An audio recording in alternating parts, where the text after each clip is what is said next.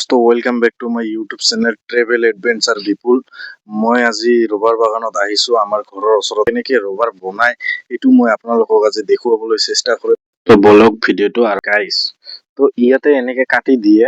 ইয়াৰ পৰা কটা যিমান ধৰক সেই তালৈকে যেতিয়া গছটো এইখিনিমান হৈ যায়, তেতিয়া গছটো এনেকৈ কাটি দিয়ে। এনেকে কাটি পেলাই কাটি দিয়াৰ পিছত যেতিয়া ৰসটো এনেকে ওলাই ন গাইছ, ইয়াতে এটা মালাই বুলি থাকে, আমাৰ ভাষাত মালাই বুলি কয়, কি কয় আপোনাৰ ভাষাত নাজানো। আৰু ইয়াতে এটা টিঙৰ পাত দি দিয়ে, ইয়াতে মানে সানি পেলাই, নিজৰ ঘৰুৱা ভাষাতে কৈছো দিয়ক। তো ইয়াতে জমা হৈ পেলাই যেতিয়া সেইবিলাকে একলগত কৰে, ৰবৰ বিলাক একলগত কৰি পেলাই পৰা লৈ যাই পিনে তাতে চেপা মেচিন বুলি এটা আছে, সেই মেচিনটো আৰু ইয়াতে আছে সেই মেচিন কেইটা। চাওক, এনেকে মালটো ঘূৰাই চেপি দেখাত সহজ যেন লাগে, কিন্তু ইমানো সহজ নহয় দিয়ক গাইছ। সেই মালটো ঘূৰোতে বহুত শক্তি লাগে। মই ঘূৰাই চাইছো নাই, ইয়াত চাওক, মই ঘূৰাই আছো, শক্তি লাগে দিয়ক। এনেকে পাতল হৈ যায়, পাতল হৈ যোৱাৰ পিছত এই ট্ৰেখনত এনেকে ৰাখি দিয়ে।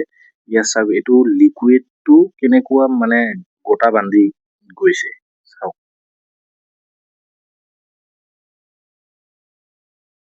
আৰু তাৰ ওচৰতে এটা সমাধি স্থল আছে। সমাধি মানে এইখনতো ৰবাৰ বাগান নহয়, এইখন এটা বেলেগ মানুহৰ প্ৰপাৰ্টি হয়, বড়ো মানুহৰ।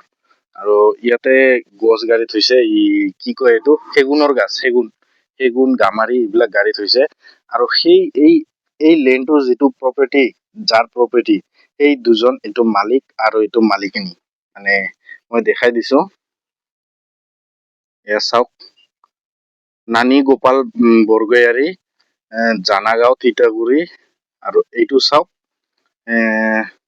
ৰমণী বৰগয়াৰী, ভিলেজ জানাগাঁও তিতাগুৰি।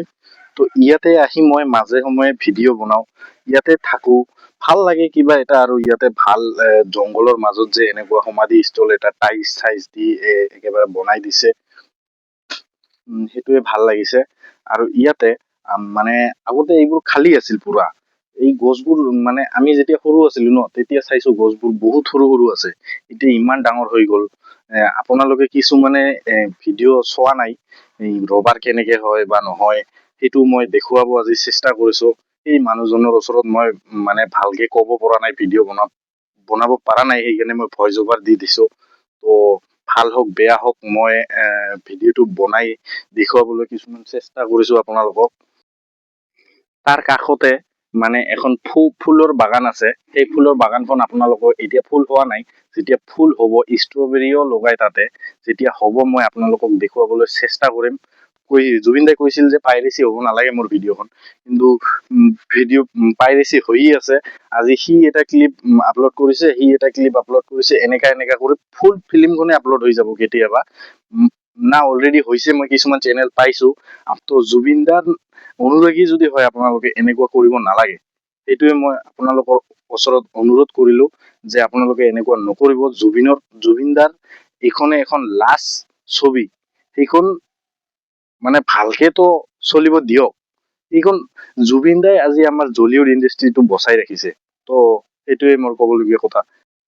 আৰু এইখনে সেইটো মানে ইয়াতে এটা ঘৰ আছিল, মই আগতে ইয়াতে আহি ভিডিঅ' বনাইছিলো। তো ইফালেদি যেতিয়া বাৰিষা কালত পানী হয়, তেতিয়া ইফালেদি পানী যায় না, পানী যোৱাৰ কাৰণে মই ইয়াতে মাছ ধৰো, ভিডিঅ' বনাও, মাছো ধৰা হয়। বাগানৰ মানে মানুহ বিলাক থাকে, যিহঁতে কাম কৰে ইয়াতে। আৰু ইয়াৰ পৰা ঘৰটো আমাৰ বেছি দূৰ নহয়। ইহঁতে মানে ৰাতিকে পাৰ্টি কৰে, মোৰ বৰ খং উঠে। কিন্তু ইহঁতে বক্সটো লগাই পেলাই বৰ জোৰকে চাউণ্ড দিয়ে আৰু পুৰা পাৰ্টি কৰে। এইটো ক'ব নোৱাৰি না, ইহঁতৰ নিজৰ প্ৰপাৰ্টিত সিহঁতে পাৰ্টি কৰি আছে, মই আৰু কি ক'ম কওকচোন গাইছ। আৰু এনেকৈ খোজ কাঢ়ি আহি গলো আমাৰ ঘৰৰ সন্মুখত। আৰু সেইটো দেখাই পাইছে চাগে, নীলা টিনলা ঘৰটো আমাৰ। তো যদি ভিডিঅ'টো ভাল লাগিলে শ্বেয়াৰ কৰক, লাইক কৰক, কমেণ্ট কৰক, ছাবস্ক্ৰাইব কৰক, সেইখিনিতো কৰি দিব। মই এটা ফাৰ্ষ্ট বাই বাই।